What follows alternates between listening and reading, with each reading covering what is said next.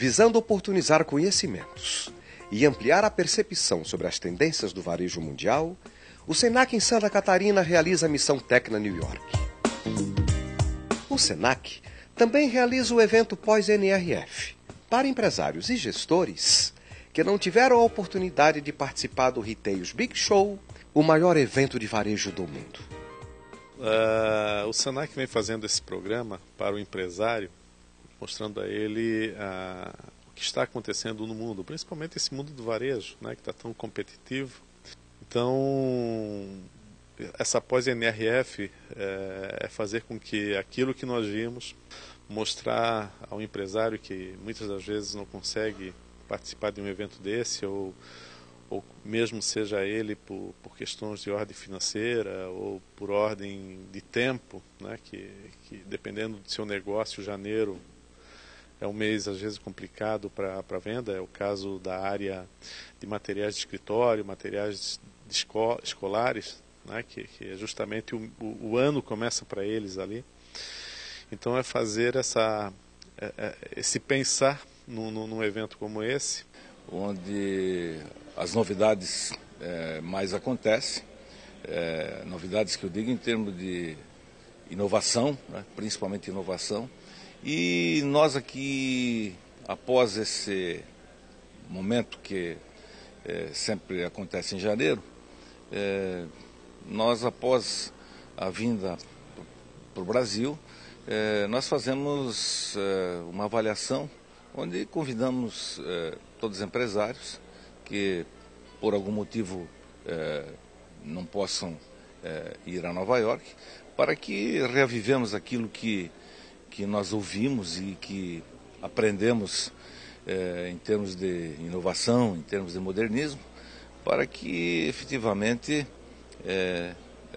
aqueles ensinamentos, aquilo que nós vimos lá, não caia no esquecimento e que, de fato, nós possamos, quem sabe, não colocar tudo em prática, porque nós temos que nos aculturar. Também nem tudo aquilo que acontece lá é bom para nós. Mas, de qualquer forma, nós entendemos de que é válido e muitos empresários eles têm se valido dessas viagens para intensificar e melhorar o seu negócio.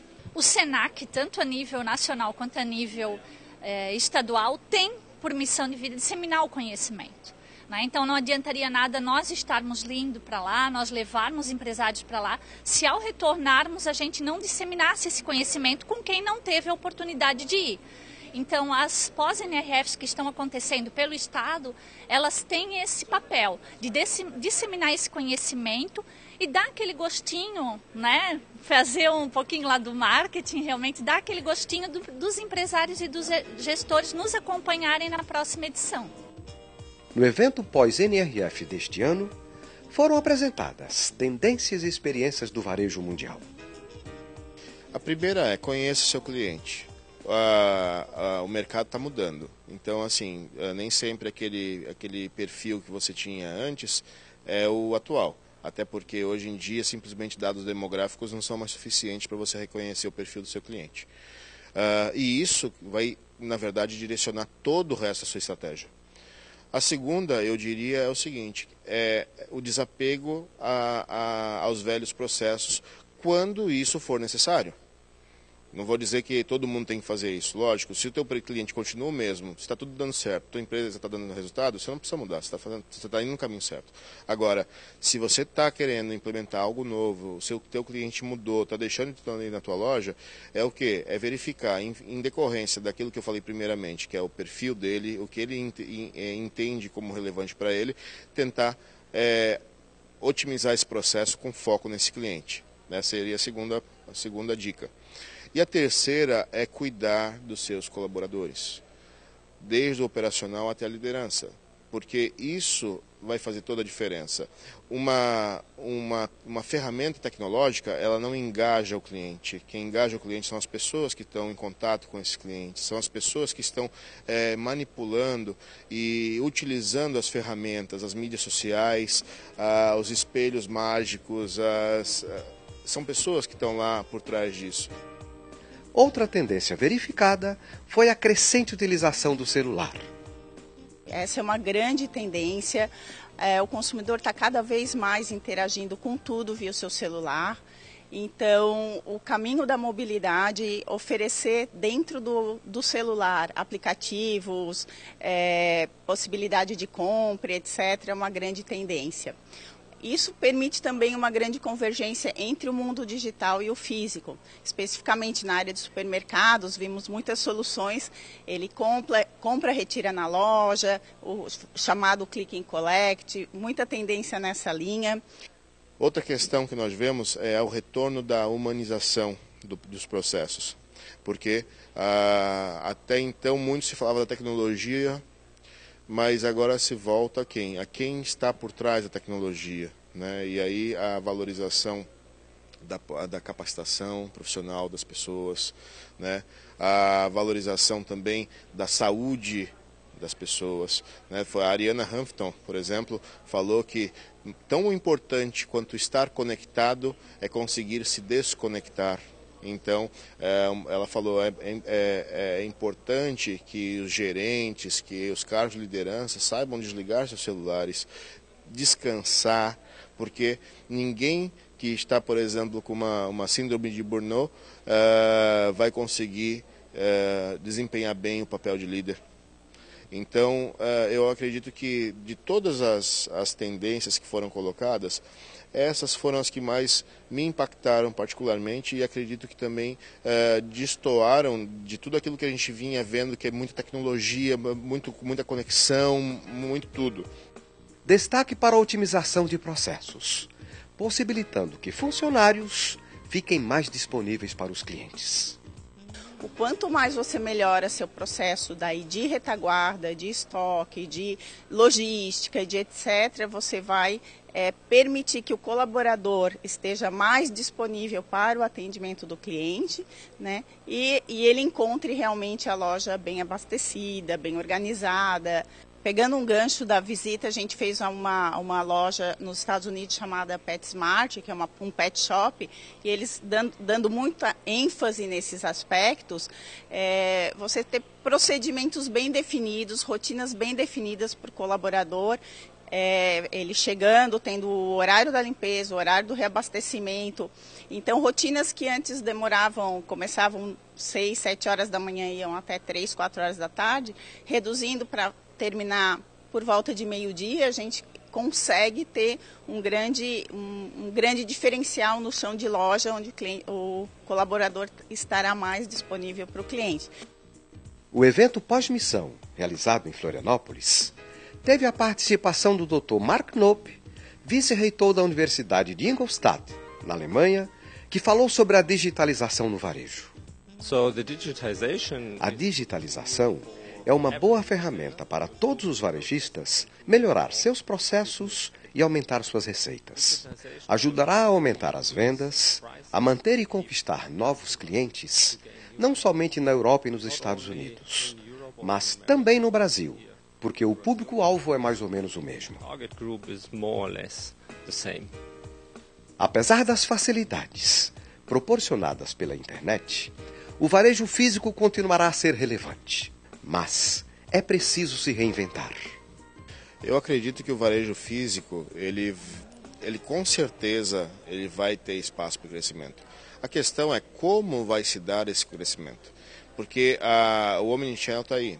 Né? A questão das relações, principalmente vamos dizer assim, na questão da informação, ela vai continuar. Então, hoje em dia, mais de 50% dos desejos de compra se inicia através de um aparelho mobile.